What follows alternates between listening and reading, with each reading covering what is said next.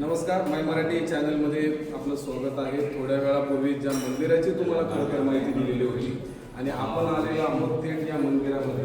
आतमध्ये जर पाहतो या ठिकाणी जो देवीचा जो मूर्ती आहे, या मूर्तीचं मी तुम्हाला माय मराठी न्यूज चॅनलच्या माध्यमातून दर्शन घडवतो या ठिकाणी. आणि माझ्याबरोबर या ठिकाणी मंदिराचे स्वामी जे आहेत, आपण जाणून घेऊयात त्यांच्याकडनं की नक्की या मंदिराचा काय इतिहास आहे.